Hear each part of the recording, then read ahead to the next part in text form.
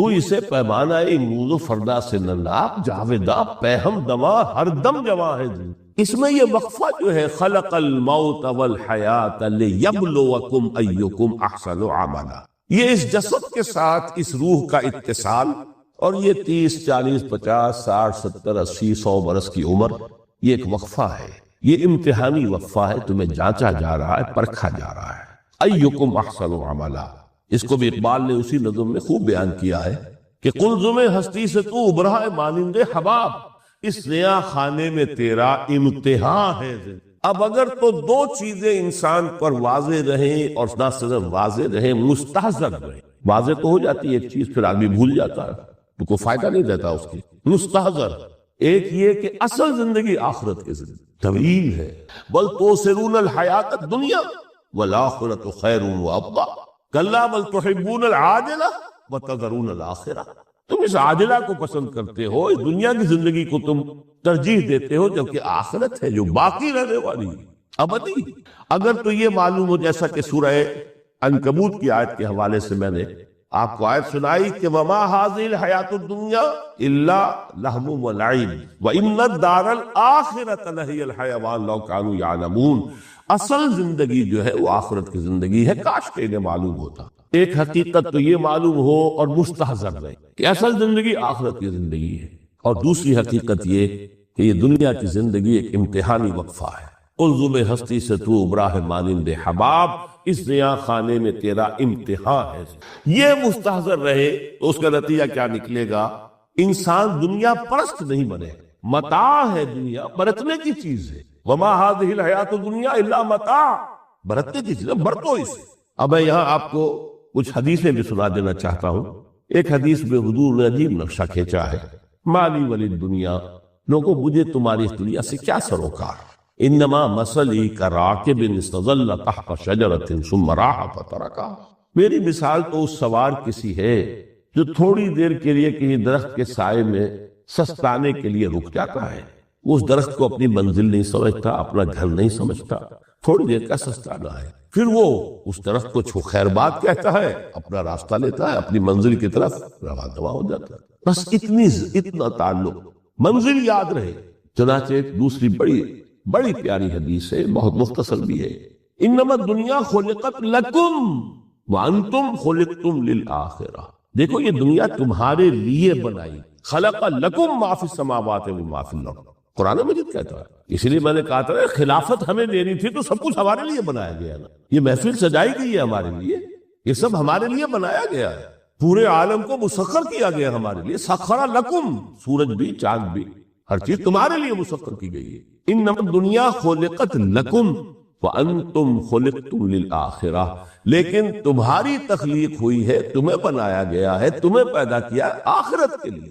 یہ منزل یاد رہے، میرا ٹھکانہ وہ ہے، میرا گھر وہ ہے، میری منزل وہ ہے، یہ راہ گزر ہے، یہ سفر ہے، یہ ایک وقفہ ہے، امتحانی وقفہ ہے۔ خلق الموت والحیات لیبلوکم ایکم احسن عملا۔ لیکن اب تیسری حدیث سنیے، اور یہ ہے وہ جو اس دنیا کو، جو میں نے شروع میں کہا تھا، بڑی ٹھوس حقیقت ہے، یہ اللہ کی تخلیق ہے، سنجیدہ تخلیق ہے، ہم نے کوئی کھیل کود کے لیے تو نہیں بنایا ہے۔ ربنا ما خلقت ھذا باطلا، حضور فرماتے ہیں الدنیا مزرعۃ الآخرہ، دنیا آخرت کی کھیتی ہے، یہاں بوؤ گے تو وہاں کاٹو گے، یہاں بوؤ گے نہیں تو کاٹو گے کیا خاک۔ اس اعتبار سے غور کیجئے، یہ دنیا اور حیات دنیاوی کا ایک ایک لمحہ ایک بڑی عظیم حقیقت بن کر سامنے، ہماری حیات دنیاوی کا ایک ایک لمحہ ابدی ہے، پوٹینشلی، کیوں کہ اس میں جو کچھ ہم کما رہے ہیں اس کے نتائج ابدی زندگی پر پھیلے ہوئے ملیں گے۔ تو گویا کہ یہ جو ہے، یہ گھڑی محشر کی ہے، طور سے محشر میں ہے، بیشتر غافل عمل کوئی اگر دفتر میں ہے، یہاں کا ایک ایک لمحہ تمہارے لیے بہت قیمتی ہے، یہاں بو، محنت کرو، کاشت کرو تاکہ وہاں کاٹ سکو۔ الدنیا مزرعۃ الآخرہ۔ اب دیکھیے یہ جو انداز ہے قرآن کا، وما الحیات الدنیا الا متاع الغرور، جو ہماری گفتگو کا آج عنوان ہے، اس کے دو نتیجے نکلتے ہیں عملاً۔ ایک نتیجہ جو صحیح ہے، جو قرآن نکالنا چاہتا ہے، جس کی طرف اسلام رہنمائی کرتا ہے، ایک ہے بالکل منفی نتیجہ جس کی اسلام نفی کرتا ہے۔ وہ منفی نتیجہ کیا ہے دنیا دھوکے کی ٹٹی ہے، چھوڑو گھر گرستی کو، دفع کرو، رب سے لو لگانی ہے۔ یہ شادی کر کے اب گھر گرستی کا کھکیڑ بول لینا، کہاں ایک پیٹ کا پالنا، کہاں 10 پیٹ لگ جائے پیچھے، اسی میں آدمی جو ہے گم ہو کر رہ جاتا ہے۔ لہذا گھر گرستی کو چھوڑو، تجدد کی زندگی گزارو۔ پھر یہ تمدن ہر جگہ شر ہے، برائی ہے، دھوکہ ہے، فریب ہے، جھوٹ ہے، دفع ہو جاؤ۔ جاؤ کہیں پہاڑوں کی چوٹیوں پر، کہیں غاروں میں، گفاؤں میں، کہیں جنگلوں میں دھونی روا۔ یہ ہے اس کا ایک منطقی نتیجہ جو نکلا ہے دنیا میں، اور تقریباً تمام مذاہب عالم میں نکلا ہے۔ رحمانیت جس کی جس شد و بد کے ساتھ نفی کی ہے محمد رسول اللہ صلی اللہ علیہ وسلم، لا رحمانیت فی الاسلام، اسلام میں کوئی رحمانیت نہیں، نفی ہے، مکمل نفی، لا رحمانیت۔ فرمایا کہ النکاح من سنتی، یہ میری سنت ہے، میرا طریقہ ہے، گھر گرستی کی زندگی اختیار کرنا یہ میری سنت ہے۔ 3 صحابہ پر کچھ اسی طرح کا غلبہ ہو گیا تھا۔ صحابہ میں ہر طرح کے لوگ تھے، ان میں وہ لوگ بھی تھے کہ جو بڑے ریشنلسٹ تھے، عقل کے حوالے سے بات سمجھنے والے۔ حضرت عمر کو ہم کہہ سکتے ہیں کہ سر خیل تھے ان کے، رضی اللہ تعالیٰ۔ کچھ درویش برش لوگ بھی تھے، کچھ پر یہ تقوی کا اور درویشی کا بہت زیادہ غلبہ ہو گیا تھا، مغلوب الحال ہم انہیں کہہ سکتے ہیں۔ حضرت عبداللہ ابن عمرو بن العاص رضی اللہ تعالیٰ عنہما، ایک عجیب سائملٹینیس کنٹراسٹ ہے باپ اور بیٹے میں۔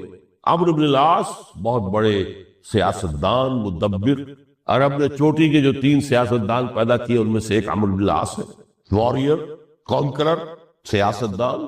لیکن عبداللہ ابن عمرو بن العاص بالکل درویش، روزانہ روزہ ساری رات کھڑے ہیں، نہ بیوی سے کوئی سروکار، نہ کسی سے کوئی سروکار۔ حضور کو اطلاع ملی، بلا لیا، جواب طلبی ہو گئی، یا عبداللہ اولا مخبر انک تصوم الدہر وتقوم اللیل، اے عبداللہ مجھے یہ خبر دی گئی ہے تم ساری رات کھڑے رہتے اور روزانہ روزہ رکھتے، کیا کہتے ہیں؟ جی حضور ایسا تو ہے۔ لا تفعل، مت کرو ہرگز، فإن لنفسك عليك حقا وإن لزوجك عليك حقا وإن لزورك عليك حقا۔ دیکھو تم پر تمہارے اس جسم کا اور نفس کا بھی حق ہے، اسے آرام بھی دو، اس کی ضروریات بھی پوری کرو، اس کی دیکھ بھال بھی کرو، یہ بھی تمہارے پاس امانت ہے اللہ کی۔ پھر تم پر تمہاری بیوی کا حق ہے۔ کسی صحابی نے دیکھا تھا حضرت عبداللہ ابن عمرو بن العاص کی بیوی کو کہ وہ بالکل جیسے کہ میلی کچیلی حالت میں تھی، پوچھا یہ کیا حال بنا رکھا؟ ان کا کہ آپ کے دوست کو تو کوئی غرض ہے ہی نہیں سے، ظاہر بات ہے کہ مسلمان بیوی اور کس کے لیے وہ سنگھار کرے گی جب شوہر ہی کو کوئی دلچسپی نہ، اس سے غرض ہی نہ۔ لا تفعل، رات کو سو بھی، دیکھو مجھے میں رات کو سوتا بھی ہوں، نماز پڑھتا بھی ہوں، میں روزے رکھتا بھی ہوں، داخل بھی کرتا ہوں، دیکھو زیادہ سے زیادہ ہفتے میں 2 دن روزے رکھ لیا کرو کہ حضور مجھے اور تھوڑی سی اجازت، اچھا 1 دن ناغا 1 دن روزہ، صوم داؤد، اس سے آگے کی اجازت نہیں۔ اسی طرح 3 حضرات سراسرہ آتا ہے حدیث میں، بخاری شریف کی روایت ہے، ان پر بھی کوئی ایسا ہی غلبہ ہوا رحمانیت کا، ترک دنیا کا۔ انہوں نے آ کے ازواج مطہرات سے معلوم کیا آپ کتنی رات نماز پڑھتے ہیں، کتنا دو سوتے ہیں، مہینے میں کتنے آپ روزے رکھتے ہیں نفلی۔ انہوں نے کوئی، وہاں تو کھلی کتاب تھی سیرت محمدی صلی اللہ علیہ وسلم، جو کچھ تھی حقیقت بیان کر۔ اب دیکھیے ایک عجیب ذہنیت، انہوں نے دیکھا کہ یہ تو کم ہے، ان کے اندازے کے اعتبار سے تو بہت کم ہے، لیکن یہ کہ اپنے آپ کو ذرا تسلی، حضور کی تو کوئی ضرورت نہیں ہے، آپ تو معصوم ہیں، آپ کے سے گناہ نہیں ہوا، کوئی خطا نہیں ہوئی، آپ کے لیے تو یہ اتنی عبادت ہمارے لیے تو کافی نہیں ہے، ہم تو گناہ گار ہیں۔ ایک نے عہد کیا کہ میں کبھی نہیں سوؤں گا، رات بھر کھڑا رہوں گا۔ دوسرے نے کہا کبھی ناغا نہیں کروں گا، ہر روز روزہ رکھوں گا۔ تیسرے نے کہا میں شادی بیاہ کے کھکیڑ میں پڑوں گا۔ حضور کو اطلاع مل گئی، طلب فرمایا، ڈانٹا آپ نے، آپ لوگوں نے یہ کہا ہے؟ جی ہاں ہم نے کہا کہ واللہ، خدا کی قسم میں تم میں سب سے بڑھ کر متقی ہوں، لیکن میں رات کو سوتا بھی ہوں اور نماز بھی پڑھتا ہوں، روزے رکھتا بھی ہوں، ناغے بھی کرتا ہوں، میری گھر گرستی کی زندگی ہے، میری بیویاں ہیں۔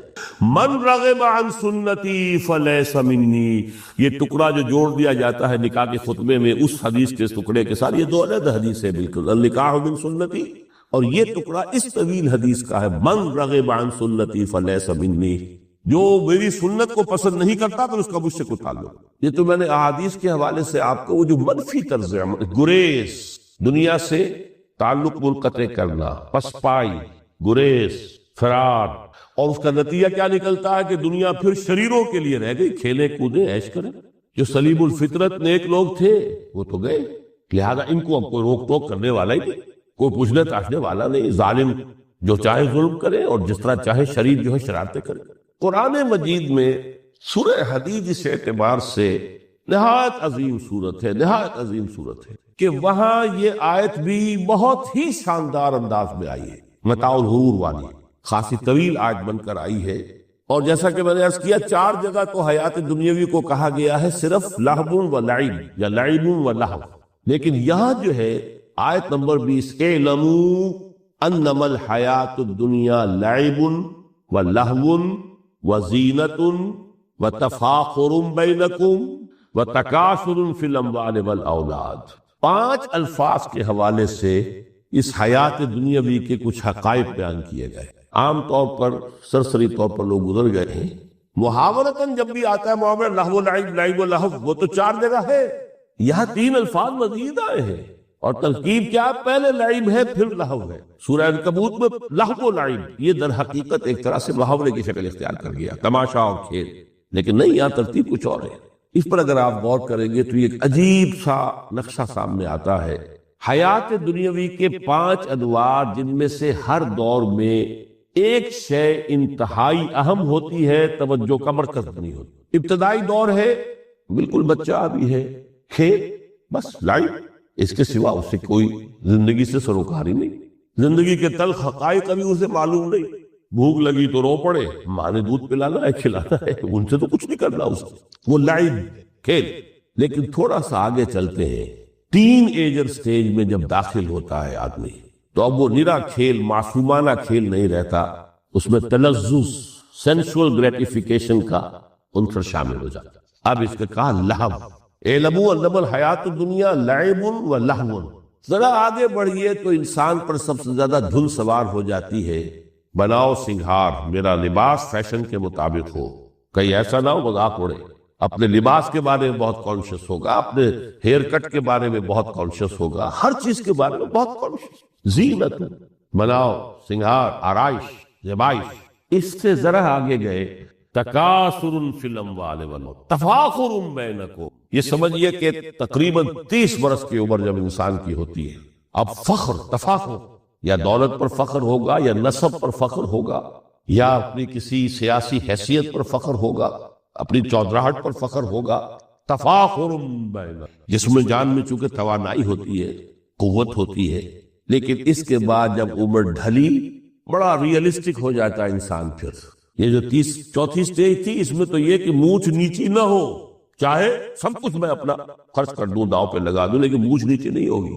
آخری سٹیج وہ ہوتی ہے کہ پھر ہوکا لگ جاتا ہے آدمی کو، تکاثر فی الاموال والاولاد، مال اور اولاد کی کثرت کثرت کثرت۔ اب یہ ہوتا ہے کہ مونچھ نیچی کیا، مونڈ بھی دی جائے تو کوئی حرج نہیں، مال آنا چاہیے، ویری ریئلسٹک۔ اور اسی حال میں انسان ہوتا ہے۔ آخری پارے کی صورت نے پھر اس میں ایڈ کر کے اس کے اوپر مہر لگا دی، الہاکم التکاثر حتی زرتم المقابر۔ یہ تکاثر جو ہے پیچھا نہیں چھوڑتا، اتنی دولت بھی ہے کہ آپ کی 10 نسلیں کھا سکے اطمینان سے بیٹھ کے، تب بھی صبر نہیں۔ بڑے میاں کی ٹانگیں جو ہے وہ قبر میں لٹکی ہوئی ہیں، لیکن تکاثر جو ہے، تکاثر مال، وہ پیچھا نہیں چھوڑتا۔ حتی زرتم المقابر، یہاں تک کہ قبروں تک جاؤ، قبر میں اتار دیا جائے، جب تک ٹانگیں صرف لٹکی ہوئی ہیں اس وقت تک نہیں۔ اس کے بعد تشبیہ دی ہے کہ یہ حیات دنیاوی کا جو ایک سائیکل ہے، اعلموا انما الحیات الدنیا لعب و لہو و زینت و تفاخر بینکم و تکاثر فی الاموال والاولاد۔ اب اس کو کمپیئر کیا ہے پلانٹ کنگڈم میں جو سائیکل چل رہا ہے۔ یہ ہمارا سائیکل ہے 60-70 برس کا، بچہ پیدا ہوا، خوشیاں منائی گئی، پھر وہ لڑکپن سے، پھر ٹین ایجر سٹیج سے، پھر جوانی ہے، پھر ادھیڑ عمر ہے، اور پھر بڑھاپا ہے، اور پھر قبر میں اتارا جانا ہے۔ لیکن یہ کہ پلانٹ کنگڈم میں سائیکل چلتی ہے، کمثل غیث اعجب الکفار نباتہ ثم یہیج فتراہ مصفرا ثم یکون حطاما۔ یہ 4 سٹیج ہے، جیسے بارش برستی ہے تو سبزہ نمودار ہوتا، اور کاشتکار کو بڑا اچھا لگتا ہے، اس نے بیج بویا تھا، اس نے محنت کی تھی، اس نے ہل چلایا تھا، اعجب الکفار نباتہ، اس کو بہت اچھا لگتا ہے، دل باغ باغ ہو جاتا ہے۔ جیسے آپ کے یہاں بیٹا ہوا، پوتا ہوا، خوشیاں مناتے ہیں یار۔ کمثل غیث اعجب الکفار نباتہ ثم یہیج، پھر وہ فصل اپنی پوری قوت کو پہنچتی، فصل لہرا رہی ہے، فتراہ مصفرا، پھر وہ زرد ہو جاتی ہے، وہ ہریاول اب ختم ہوئی، اب فصل پک گئی ہے، اب وہ زردی پر آ گئی۔ ثم یکون حطاما، پھر وقت آتا ہے اگر وہ خضرو گھاس ہے تو پھر وہ چورا چورا ہو کر پھر وہ مٹی میں مل جاتی ہے، اور اگر فصل ہے تو کھیتی کٹ گئی، اس کے بعد کیا رہ گیا وہاں، وہ چورا ہی رہ جاتا ہے باقی۔ یہ لائف کا سائیکل چل رہا ہے، 3 مہینے کا ہو، 4 مہینے کا ہو، یہ ہے پلانٹ کنگڈم کا، وہ ہے سائیکل انسانی زندگی۔ اب فرمائی ٹیپ کی بات جو ہے، وَفِي الْآخِرَةِ عَذَابٌ شَدِيدٌ وَمَغْفِرَةٌ مِّنَ اللَّهِ وَرِضْوَانٌ۔ دیکھو دنیا کی زندگی تو ان سٹیجز سے ہو کر گزر ہی جانی، جو پیدا ہوا ہے اس پر بڑھاپا بھی آئے گا، موت بھی آئے گا۔ کل نفس ذائقۃ الموت، جو سورہ آل عمران کی 185ویں آیت کا پہلا جملہ تھا۔ ہر انسان کو جو پیدا ہوا موت آنی ہے۔ اب یہ ہے کہ وہ کہیں آپ نے محل میں گزار لی زندگی، کسی کٹیا میں گزار لی زندگی، کسی کی فٹ پاتھ پر گزر گئی زندگی، زندگی گزر جاتی ہے، گزرتی ہے، اور ان 5 سٹیجز میں سے ہو کر گزرتی ہے۔ آپ گندی گلیوں میں بچوں کو کھیلتے ہوئے دیکھتے ہیں، وہ بھی کھیل رہے ہوتے، نالیوں کے پانی کے اندر کھیل رہے ہوتے، ان کا بھی کھیل ہے، گندے جوڑ میں کھیل رہے ہوتے، وہ تو ہے زندگی کی وہ سٹیج جو ہے کھیل کی ہے۔ کسی کے پاس بڑے قیمتی کھلونے ہیں، ان سے کھیل رہا ہے، کوئی اس طرح گلی ڈنڈا کھیل رہا ہے یا کچھ اور کھیل رہا ہے، لیکن وہ 5 سٹیجز تو آئیں گی۔ اعلموا انما الحیات الدنیا لعب ولہو وزینۃ وتفاخر بینکم وتکاثر فی الاموال والاولاد کمثل غیث اعجب الکفار نباتہ ثم یہیج فتراہ مصفرا ثم یکون حطاما وفی الآخرۃ عذاب شدید ومغفرۃ من اللہ ورضوان۔ آخرت میں جا کر یہ بائیفرکیشن ہو جانی ہے، یا تو شدید عذاب اور یا اللہ کی مغفرت اور رضا۔ Now the choice is yours، اما شاکرا و اما کفورا، فیصلہ تم خود کر لو۔ وما الحیات الدنیا الا متاع الغرور، یہاں بھی آخری الفاظ وہ ہے کہ دنیا کی زندگی دھوکے کے سوا کچھ نہیں۔ کیوں؟ اگر تو دنیا کی زندگی میں گم ہو گئے، جیسے کہ اقبال نے کہا ہے کہ کافر کی یہ پہچان کے آفاق میں گم ہے، اور مومن کی یہ پہچان کے گم اس میں ہے آفاق۔ دنیا میں رہو، طالب دنیا نہ بنو، طالب عقبہ، طالب آخرہ۔ دنیا میں رہو، برتو، استعمال کرو، تمہارے لیے پیدا کیا گیا، بھائی برتو، متاع ہے، برتنے کی شے ہے، ہاں حلال اور حرام کی پابندیاں سامنے رکھو، باقی برتو۔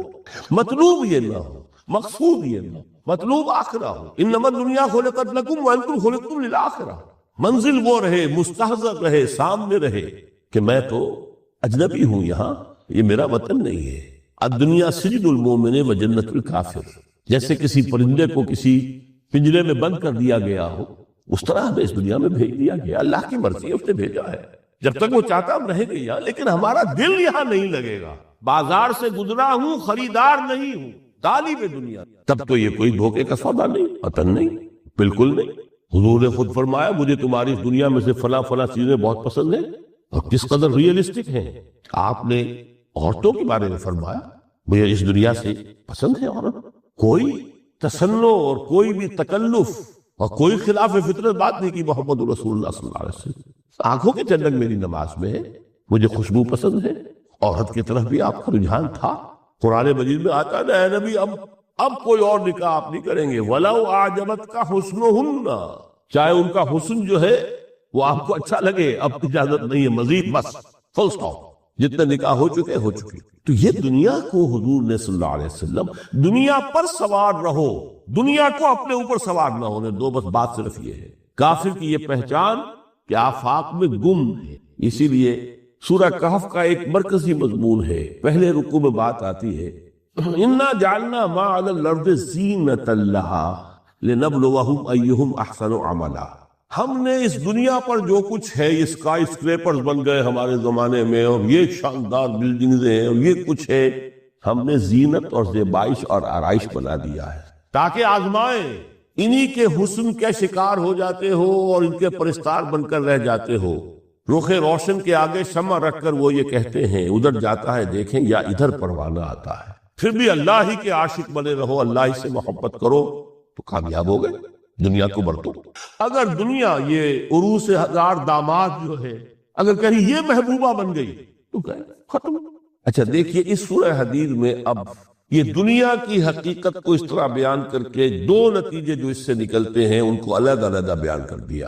ایک نتیجہ جو میں بیان کر چکا، رحمانیت، ترک دنیا، اس کی نفی کرتے ہوئے فرمایا وَلَقَدْ أَرْسَلْنَا نُوحًا وَإِبْرَاهِيمَ وَجَعَلْنَا فِي ذُرِّيَّتِهِمَا النُّبُوَّةَ وَالْكِتَابَ فمنهم مهتد وكثير منهم فاسقون ثم قفينا على آثارهم برسلنا وقفينا بعيسى ابن مريم وآتيناه الإنجيل وجعلنا في قلوب الذين اتبعوه رأفة ورحمة ورهبانية ابتدعوها ما كتبناها عليهم۔ اصل مضمون یہ تھا جس کے لیے تمہید اتنی لمبی باندھی، ہم نے نوح کو بھیجا، ابراہیم کو بھیجا، ان کی اولاد میں ہی نبوت اور کتاب رکھ دی، پھر ان کے نقش قدم پر ہم نے اٹھایا عیسیٰ ابن مریم کو، انہیں انجیل دی، اور جو لوگ ان پر ایمان لائے ان کے دلوں میں رحمت اور رافت کے جذبات پیدا کر دی، انسانی ہمدردی۔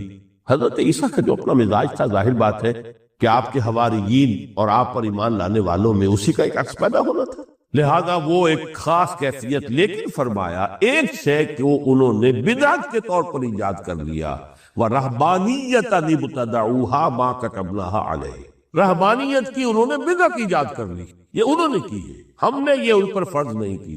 یہ ہے وہ منفی نتیجہ، گریز، خانقاہوں میں جا کر بیٹھ جاؤ، موناسٹسزم، تجرد کی زندگی گزارو، نتیجہ اس کا کیا نکلتا ہے کہ بظاہر راہب اور راہبائیں رہ رہی ہیں اور رہ رہے ہیں، اور اندر جو حرام کاری کے بازار چل رہے ہیں، اور تہ خانوں کے اندر حرامی بچوں کی قبروں کی قبرستان بنے۔ ہسٹری آف کرسچین موناسٹسزم پر کتابیں پڑھ لیجیے، خود انہوں نے اپنے سارے جو ہیں بخیے اجیڑ کر خود رکھ دیے۔ یہ رہبانیت، یہ اسلام کا راستہ نہیں ہے۔ احادیث کے حوالے سے میں آپ کے سامنے پہلے بیان کر چکا ہوں، میں بعد میں تھوڑا سا عرض کروں گا کہ ہمارے ہاں بھی یہ رسم کیوں آئی اور کیسے آئی۔ الحمدللہ اس درجے میں نہیں آئی جس درجے میں کہ کرسچینٹی میں آئی ہے، الحمدللہ ثم الحمدللہ، لیکن کسی درجے میں اگر آئی ہے تو کیوں آئی ہے یہ میں بعد میں عرض کروں گا۔ لیکن اس کا مل حیات الدنیا الا متاع الغرور کا دوسرا نتیجہ کیا ہے؟ پہلا نتیجہ تھا گریز کا، پسپائی کا، فرار کا، معاشرے سے نکل بھاگنے کا، تاکہ معاشرے میں اشرار کھل کھیلے، جو چاہے کرے۔ ایک راستہ یہ ہے، ترک دنیا کے معنی ہے ترک لذات دنیا، آسائشوں کو ترک کرنا، سختیاں جھیلنا، کس لیے؟ تاکہ دنیا سے ظلم کا خاتمہ ہو، باطل کا تختہ الٹ دیا جائے، ظلم کا استیصال۔ ظاہر بات ہے ظالم آسانی سے ظلم نہیں چھوڑے گا، ایکسپلائٹر وعظ و نصیحت سے اپنے ایکسپلائٹیشن سے بال نہیں آئے گا۔ شاذ ہوتے ہیں اس طبقے کے اندر بھی یقیناً کچھ سلیم الفطرت لوگ ہوتے ہیں، جیسے طبقہ اشرافیہ سے تھے حضرت ابو بکر رضی اللہ تعالیٰ عنہ، سلیم الفطرت انسان تھے، وہ کوئی غلاموں کے طبقے سے تو نہیں تھے، کوئی فقراء کے مساکین کے طبقے میں سے نہیں تھے، اونچے طبقے میں سے تھے، عشرہ مبشرہ اکثر و بیشتر اس طبقے سے تھے۔ لیکن بائی اینڈ لارج وہ جو طبقہ ہوتا ہے، یا تو وہ اپنے جبر اور استبداد کا تخت جو ہے جما کر بیٹھا ہوا لوگوں کی گردنوں کے اوپر، پولیٹیکل ریپریشن ہے، یا اکنامک ایکسپلائٹیشن ہے، استحصال، محنت لوگ کریں کھائیں گے، اب عیش ہم کریں گے، محنت کسان کریں جا کے کھیت میں، ہم لے آئیں گے اپنا حصہ اور عیش کریں گے۔ یا کوئی سوشل ڈسکریمنیشن ہے، یہ اونچا ہے یہ نیچا ہے، یہ تو پیدا ہی ہوا ہے شودر، یہ اس سے نکل ہی نہیں سکتا، اور یہ پیدا ہوا برہمن، یہ تو اونچا ہے۔ اس تینوں قسم کے ظلم، اس کا خاتمہ کرنا، اس کے لیے جدوجہد کی ضرورت ہے، جہاد کی ضرورت ہے، قتال کی ضرورت ہے، اور جہاد و قتال آپ نہیں کر سکتے جب تک کہ لذات دنیاوی سے کنارہ کشی نہ کریں، جب تک کہ اپنی بیلٹ کو ٹائٹ نہ کریں، جب تک کہ اپنی ضروریات زندگی کو کم نہ کریں۔ ضروریات زندگی کم کریں گے تو تفریغ الاوقات ہوگا، جو تبلیغی بھائیوں کی اصطلاح ہے بہت اہم، اپنے وقت کو فارغ کر سکیں گے۔ اس وقت کو فارغ کریں گے تو پھر وہ جد و جہد، وہ محنت، وہ جہاد، اس کے لیے آپ کے پاس وقت ہوگا، اس کو آپ لگا سکیں گے۔ پھر اس میں جب سخت سے سخت منزلیں آئیں گی تو اس میں میدان میں مقابلہ بھی ہوگا، جان کی بازی بھی کھیلنی پڑے گی، اس میں قید و بند کا وقت بھی آ سکتا ہے۔ 3 برس تک اگر محمد عربی صلی اللہ علیہ وسلم پورے خاندان بنی ہاشم کے ساتھ بدترین اسیری سمجھ لیجئے شیب بنی ہاشم میں جو رہے، یہاں تو اسیروں کو آپ راشن تو دیتے، کھانا تو دیتے، وہاں تو اصل جو ہے وہ تو دونوں طرف سے گھاٹی کا منہ بند کر دیا گیا تھا، سیل تھی کہ کوئی شے جو ہے وہ جانے نہ پائے اندر۔ 3 برس، جس میں کہ وہ وقت بھی آیا ہے کہ سوکھے ہوئے چمڑے ابال ابال کر اس کا پانی جو ہے بلکتے ہوئے بچے، پھول جیسے بچے بنی ہاشم، ان کے حلق میں ٹپکایا گیا ہے، اور کچھ نہیں۔ کچھ تھے لوگ حکیم بن حزام جیسے رضی اللہ تعالیٰ عنہ، بعد میں ایمان بھی لے آئے۔ حضرت خدیجہ رضی اللہ تعالیٰ عنہ کے چونکہ وہ قریبی رشتہ دار تھے، وہ پہاڑ کو کراس کر کے چوٹی پر سے اتر کر کچھ کبھی کبھی کھانے پینے کی چیز پہنچا دیتے تھے۔ یہ سارے مراحل آئے، یہ جو ہے یہ مثبت ہے۔ ترک دنیا وہ نہیں، ترک دنیا سے مراد دنیا کی لذتوں سے، دنیا کی آسائشوں سے، ان سے آدمی اپنے آپ کو پیچھے ہٹائے، ان کو چھوڑے، ان کو ترک کرے، تاکہ اپنا وقت، اپنا مال، اپنی صلاحیتیں صرف کر سکے کس کام کے لیے؟ اب اس کے لیے دیکھیے آیت نمبر 25 ہے یہ سورہ حدید کی۔ لقد ارسلنا رسلنا بالبینات، ہم نے اپنے رسولوں کو بھیجا واضح چیزوں کے ساتھ۔ بینہ وہ شے جو از خود ظاہر ہو۔ آفتاب آمد، دلیل آفتاب۔ جب سورج طلوع ہو گیا وہ خود اپنے وجود پر دلیل ہے، اس کے لیے کسی اور اضافی دلیل کی ضرورت نہیں کہ سورج موجود ہے، وہ تو ہے، سب کو نظر آ رہا ہے۔ تو بینات سے مراد معجزے بھی ہیں، اور وہ تعلیم جو ہے بنیادی دین کی کہ جو فطرت انسانی کی جانی پہچانی ہوئی شے ہے، دونوں پر اس کا اطلاق ہو جائے گا۔ لقد ارسلنا رسلنا بالبینات وانزلنا معهم الکتاب والمیزان، اور ہم نے ان کے ساتھ کتاب اتاری، میزان اتاری۔ یہ سب کچھ کس لیے کیا؟ لیقوم الناس بالقسط، تاکہ لوگ عدل پر قائم ہوں۔ یہ ہے سول آبجیکٹو۔ یہ نہیں بس ہماری کتاب پڑھ لیا کرے، ختم قرآن ہو گیا، اللہ اللہ دعا مانگ لی، چھٹی۔ قائم کرو اس کو، وہ میزان عدل نصب کرو، ہر ایک کو وہی تل کر ملے جو اس کا حق ہے، اور ہر ایک سے وہ لیا جائے کہ جو اس کے ذمہ واجب ہے۔ اگر یہ نہیں تو بابا پھر سب کہانیاں ہیں، شریعت اور دین اور نماز اور روزہ اور حج، کوئی حیثیت نہیں۔ اچھی طرح سن لیجئے میری بات، قرآن مجید میں کہلوایا گیا حضور سے، قل یا اہل الکتاب لستم علی شیء حتی تقیموا التوراۃ والانجیل وما انزل الیکم من ربکم۔ اے نبی ان سے کہہ دیجئے، اے کتاب والو تمہاری کوئی حیثیت ہی نہیں، ہماری نگاہوں میں تمہارا کوئی مقام ہی نہیں، جب تک کہ تم قائم نہیں کرتے تورات کو اور انجیل کو اور جو کچھ کے نازل کیا گیا تمہاری طرف، تمہارے رب کی طرف سے۔ قائم کرو، پھر آؤ ہم سے بات کرو، ہم سے دعا کرو، ورنہ دفع ہو جاؤ۔ Nothing doing. They don't care for you. لستم علی شیء حتی تقیموا التوراۃ والانجیل وما انزل الیکم من ربکم۔ اب قانون خداوندی تو بدلتا نہیں ہے، نہ فرام پرسن ٹو پرسن، نہ فرام نیشن ٹو نیشن، نہ فرام امہ ٹو امہ، اٹل ہے۔ وَلَن تَجِدَ لِسُنَّتِ اللَّهِ تَبْدِيلًا وَلَن تَجِدَ لِسُنَّتِ اللَّهِ تَحْوِيلًا۔ سنت اللہ تو ایک ہے۔ اب اس آیت کو ذرا پڑھیے، قُلْ يَا أَهْلَ الْقُرْآنِ لَسْتُمْ عَلَىٰ شَيْءٍ حَتَّىٰ تُقِيمُوا الْقُرْآنَ وَمَا أُنزِلَ إِلَيْكُم مِّن رَّبِّكُم۔ کہہ دو اے محمد کہ اے قرآن والو تمہاری کوئی حیثیت نہیں ہے ہمارے سامنے جب تک کہ تم قرآن کو قائم نہیں پڑھ لو اور اس کے قرات کے مقابلے منعقد کرا لو اور سونے کے تاروں سے اسے لکھ لو اور اس کو جو چاہو کر لو، کوئی حیثیت نہیں۔ قائم کرو اس قرآن کو، اس کے نظام کو، اس کے قانون کو، جو حضرت ابوبکر نے فرمایا تھا، پہلا خطبہ جو دیا ہے آپ بیعت خلافت کے بعد، تم میں ہر قوی میرے نزدیک ضعیف ہوگا جب تک کہ اس سے حق وصول نہ کر لوں، اور ہر ضعیف قوی ہوگا جب تک کہ اسے اس کا حق دلانا۔ سورہ شورى میں حضور سے کہلوایا گیا، قل وَأُمِرْتُ لِأَعْدِلَ بَيْنَكُمْ، مجھے یہ حکم ہوا ہے کہ میں تمہارے مابین عدل قائم کروں۔ میں واعظ بن کر نہیں آیا، میں بدھ مت کے بھکشو بنانے کے لیے نہیں آیا تمہیں۔ ہاں انقلابی عمل میں ایک مرحلہ آتا ہے، بدھ مت کے بھکشو بننا پڑتا ہے کچھ عرصے کے لیے، تیاری کا مرحلہ، وہ میں ابھی بعد میں ذرا بیان کر دوں گا، لیکن مستقل نہیں ہے یہ بدھ مت کے بھکشو۔ یہ بدماش جس طرح چاہیں کھل کھیلیں، ظالم جس طرح چاہیں لوگوں پر ظلم کرتے رہے، تشدد اور جبر کا جس طرح سے چاہے معاملہ کرے، استحصالی نظام جس طرح ہوتا ہے چلتا رہے۔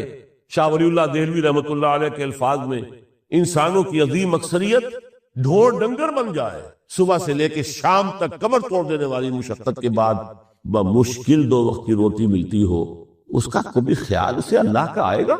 کبھی اللہ سے لو لگا سکے گا؟ دنیا نے تیری یاد سے بیگانہ کر دیا تو اس سے بھی دل فریب ہے غم روزگار کے۔ اس لیے حضور نے فرمایا قاد الفقر ان یکون کفرا، یہ فقر جو ہے یہ تو انسان کو کفر تک پہنچا دے۔ عدل قائم کرو۔ تو دیکھیے یہ آیت انتہائی گمبھیر آیت ہے قرآن مجید کی سورہ حدید کی، جس طرح وہ آیت متاع الغرور والی جس شان کے ساتھ سورہ حدید میں آئی ہے، اعلموا انما الحیات الدنیا لعب ولہو وزینۃ وتفاخر بینکم وتکاثر فی الاموال والاولاد کمثل غیث اعجب الکفار نباتہ ثم یہیج فتراہ مصفرا ثم یکون حطاما وفی الآخرۃ عذاب شدید ومغفرۃ من اللہ ورضوان وما الحیات الدنیا الا متاع الغرور۔ لیکن اس کا نتیجہ کیا نکلنا چاہیے؟ لقد ارسلنا رسلنا بالبینات وانزلنا معهم الکتاب والمیزان لیقوم الناس بالقسط۔ Now prepare for the shock میرے نزدیک میرے علم کی حد تک شاید دنیا کی کوئی انقلابی کتاب نہ ہو جس نے اس قدر اریہ طور پر کھل کر یہ کہا ہو کہ ظالموں کی سرکوبی کرو، کچلو ان کے ساتھ۔ وانزلنا الحدید، ہم نے لوہا بھی اتارا ہے۔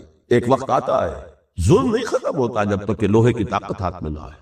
انزلنا الحدید، ہم نے صرف کتاب ہی نہیں اتاری ہے، لوہا بھی اتارا ہے۔ فیہ باس شدید، اس میں جنگ کی صلاحیت ہے۔ ومنافع للناس، لوگوں کے لیے کچھ اور منفعتیں بھی ہیں، کوئی توا پرات چمٹا یہ بھی بنا لو، ٹھیک ہے، لیکن اصلاً یہ اسلحہ کے لیے۔ وانزلنا الحدید، اسی تو سورہ حدید کا نام حدید ہے۔ فیہ باس شدید ومنافع للناس ولیعلم اللہ من ینصرہ ورسلہ بالغیب، اللہ دیکھنا چاہتا ہے کون ہے اس کے وفادار بندے جو اس لوہے کی طاقت کو ہاتھ میں لے کر مدد کرتے ہیں اس کی اور اس کے رسولوں کی غیب میں ہونے کے باوجود۔ ان اللہ قوی عزیز، ویسے اللہ قوی ہے، عزیز ہے، آنے واحد میں کفر کو ختم کر دے جب چاہے، آنے واحد میں ظالموں کا ظلم جو ہے وہ ختم کر کے رکھ دے، وہ سب کچھ کر سکتا ہے۔ لیکن پھر تمہاری آزمائش کیسے ہوگی؟ کیسے معلوم ہوگا ہوز ہو، کس کا کیا مقام تھا، کس کے پاس کتنا یقین کا سرمایہ تھا، کس کے ایمان کی گہرائی اور گہرائی کا کیا عالم تھا، کس نے ہمارے دین کے لیے کیسی کیسی قربانیاں جھیلی ہے۔